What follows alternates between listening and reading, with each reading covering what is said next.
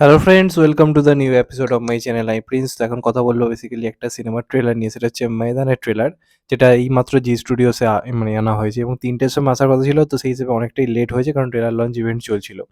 তো ট্রেলারটা কেমন লাগলো সেটা নিয়ে কথা বলবো। তো এর আগে যখন ময়দানের টিজার রিভিউ আমি করেছিলাম, তখন আমি প্রচণ্ড পরিমাণে প্রশংসা করেছিলাম এবং আমি বলেছিলাম যে এই সিনেমাটা দারুণভাবে ওয়ার্ক করতে পারে। কারণ এখানে যে স্কেলে সিনেমাটাকে দেখানো হচ্ছে, যেভাবে সিনগুলোকে দেখানো হচ্ছে এবং যেরকম ভিজুয়ালি সিনেমাটা দেখতে লাগছে, এক কথায় অনবদ্য লাগছিল। তো আজকের ট্রেলারটা থেকেও কি সেই ফিলটা হলো, সেটা নিয়ে বেসিক্যালি কথা বলবো।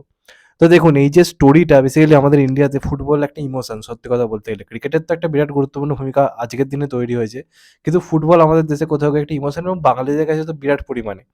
তো যে কারণে এই সিনেমাটা যখনই আসুক না কেন, একটা ব্যাপার শিওর, যে সিনেমাটা একটা ভালো বিজনেস করবে। সিনেমাটা কেমন সেটা পরের কথা, কিন্তু এই ধরনের সিনেমা খুব ভালো বিজনেস করে। তো এবার যদি আমি ট্রেলারটার মানে কথা যদি আমাকে বলতে বলা হয়, কয়েকটা পজিটিভ দিক রয়েছে, সেগুলো আগে তোমাদেরকে বলি। যেটা টিজারে ছিল, যে ভিজুয়ালি সিনেমাটা দেখতে দুর্দান্ত লাগছে। একটা সেই ক্লাসিক, একটা রেট্রো ব্যাপার সিনেমাটার মধ্যে রাখা রয়েছে, যেহেতু যেহেতু 1952, 1962 এই যে এরাটার মধ্যে সিনেমাটা যেহেতু গল্প, তো ওই টাইমে যেরকম কালার প্যালেট ইউজ করা উচিত, তো সেটা খুব ভালোভাবে ইউজ করা হয়েছে। এবং ফুটবল খেলাগুলোকে যেভাবে দেখানো হচ্ছে, সেটা কিন্তু বেশ ইন্টারেস্টিং লাগছে। মানে দুটো টিমের মধ্যে এটা আসলে হচ্ছে, ওদের যেভাবে ট্রেনিং হচ্ছে এবং একটা সিকোয়েন্স দেখবেন যেখানে একটা প্লেয়ারকে মানে বেঁচেছে, যে কিন্তু বেসিক্যালি মানে সাধারণ একটা ছেলে এখান ওখান ঘুরে বেড়ায়, ফুটবলের নানা রকম স্কিল দেখা যায়, সেরকম একটা ছেলেকেও চুজ করেছে। তো তার যে স্কিলটা দেখানো হচ্ছে মানে বাজার টাজারের মধ্যে, সেটা কিন্তু দেখতে ইন্টারেস্টিং লাগছে। ওটা দারুণ লাগছে, মানে দেখতে এক কথায় মারাত্মক লাগছে।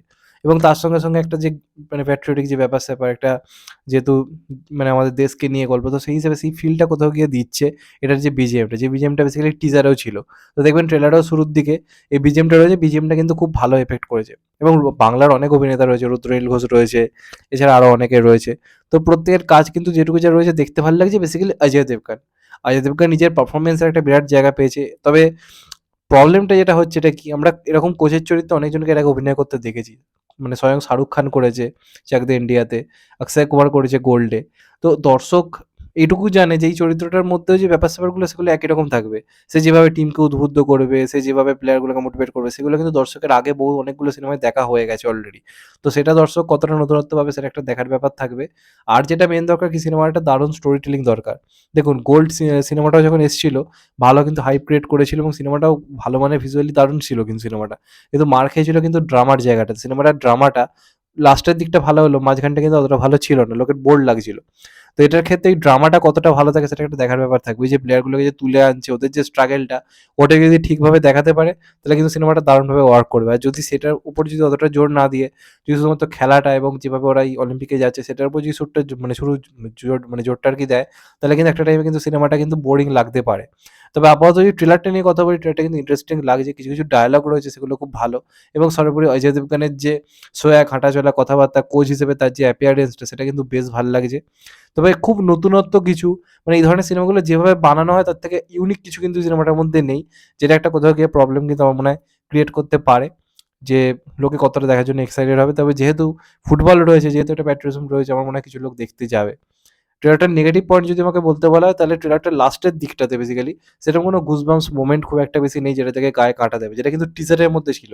টিজারে যখন প্রথম থেকে এই সিনগুলো দেখানো হচ্ছে এবং লাস্টে দেখবেন যখন অজয় দেবগনের ডায়লগটা দিচ্ছে, একটা গুজবাম্পস মোমেন্ট কাজ করছিল। তো এটা, যে ট্রেলারটা শেষে যে গানটা বাজছে বা শেষে যে ডায়লগটা, কোথাও গিয়ে আসে গুজবাম্পস মোমেন্টটা ক্রিয়েট করতে পারছে না। এটা একটু ফল্ট রয়েছে। তবে ভিজুয়ালি সিনেমাটা দেখতে খুবই ভালো লাগছে এবং আশা করব বড় পর্দায় সিনেমাটা ভালো হবে এবং আশা করব এআর রহমানের দারুণ ব্যাকগ্রাউন্ড মিউজিক থাকবে, যেটা আমরা টিজারের মধ্যে পেয়েছিলাম। সেটা কতটা থাকে দেখার ব্যাপার থাকবে। এবার আমি আসছি ক্লাসটার ব্যাপারে, যে ক্লাসটা হতে চলেছে ঈদেতে। দুই বলিউড তারকার মধ্যে, অক্ষয় কুমার এবং অজয় দেবগনের মধ্যে। দেখুন, সালমান খান কিন্তু ঈদ ছেড়ে দিয়েছে, যেটা তার খুব ভালো একটা টাইম ছিল।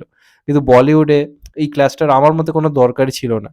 মানে বিএমসিএম আমার মনে হয় খানিকটা হলেও কিন্তু চাপে পড়বে। যদিও আমার মনে হয় বিএমসিএম যে স্কেলের কাজ হয়েছে, এতদিন পর ২ অ্যাকশন হিরো একদম ফর্মে ফিরেছে। তো সেই হিসেবে একটু হলেও সিনেমাটা এগিয়ে থাকবে। প্রবলেম হচ্ছে কি, দুটো সিনেমার মধ্যে বাজেটের যদি কথা ধরি, তাহলে এই যে সিনেমাটা যেটা আরকি আসছে আরকি, তো এইটার বাজেট কিন্তু তুলনামূলকভাবে 'বড়ি মিয়াঁ ছোট মিয়াঁ' থেকে কিন্তু কম। মানে 'ময়দানের' যদি কথা বলি। তো সেটা কিন্তু হিট হয়ে যাওয়ার একটা চান্স রয়েছে। কারণ ওই টাইমে অনেক লোকে সিনেমা দেখে, প্লাস প্যাট্রিয়টিক একটা ব্যাপার রয়েছে, ফুটবল খেলা নিয়ে সিনেমা। তো ব্যাপার হচ্ছে 'বড়ি মিয়াঁ ছোট মিয়াঁ' তো একটা হিউজ মানে বাজেটও রয়েছে। তো শো ভাগাভাগি হয়ে গেলে কিন্তু প্রবলেম রয়েছে। তো এরা দুজন বরাবরই ভালো বন্ধু। আমরা দেখেছি এর আগে এরা নিজেদের টাইম এর উপরে সিনেমার জন্য ছেড়েছে। তো 'ময়দান' এমন একটা সিনেমা, যেটা ঈদের টাইমে সত্যি কথা বলতে গেলে মানায় না। তো কেন জানি না অজয় দেবগন আনছে যেহেতু তার পরের মাসেই সিনেমা রয়েছে, এই মাসে তার আসছে 'শয়তান', আবার আগস্টে রয়েছে ধরুন 'সিংঘম এগেন'। তো তার মাঝে এই সিনেমাটা আমার মনে হয় না আনার খুব দরকার ছিল বলে, কারণ এই সিনেমাটার জন্য বিএমসিএম কিন্তু এই মার খাবে বলছি না। বিএমসিএম অবশ্যই বাজেট দিক থেকে অনেকটা এগিয়ে রয়েছে। ওটার কনসেপ্ট ওয়াইজ ঈদের টাইমে স্বাভাবিকভাবেই লোকেরা চুজ করবে।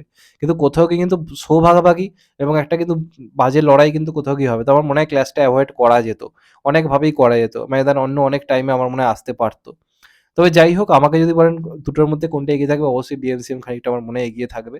তবে ময়দানও কিন্তু কোনো অংশে কম যাবে না। ওটাও কিন্তু কোথাও গিয়ে একটা কিন্তু বন্ধু হয়ে কিন্তু বাঁশ নিয়ে আসছে অজয় দেবগন। এটা নিয়ে কোনো ডাউট নেই। ২ ভালো বন্ধুর মধ্যে এবার আমরা লড়াই দেখতে পাবো। যে লড়াইটা আই থিংক দরকারই ছিল না। তো দেখা যাক ফাইনালি কি হয়। ট্রেলারটা কোথাও গিয়ে আমি বলব না যে বিরাট ওয়ার্ক করছে। তবে ওকে, ওকে। মানে এটুকুই বলব। কারণ এই ধরনের সিনেমা স্পোর্টস ড্রামা এখন কিন্তু ইন্ডিয়াতে বিরাট যে বক্স অফিস আনতে পারছে তা কিন্তু নয়। সবচেয়ে বড় উদাহরণ হচ্ছে 'এইটি থ্রি', যেটা একটা দুর্দান্ত কাজ ছিল। সেটা কিন্তু বক্স অফিসে সেই বিজনেস করতে পারেনি। তো সেখান থেকে দাঁড়িয়ে এইটা দেখতে কত লোক যাবে, সেটা একটা বড় ব্যাপার অবশ্যই রয়েছে। আর মানে আমি ট্রেলার আর টিজারের মধ্যে আমাকে যদি বলেন, তাহলে আমি কিন্তু টিজারটাকে এগিয়ে রাখবো। টিজারটা অনেক বেশি গুজবাম্পস মোমেন্ট দিয়েছিল। সেখানে কিন্তু ট্রেলারটা খানিকটা হলেও গুজবাম্পস মোমেন্ট আমার মনে হয় কম দিয়েছে।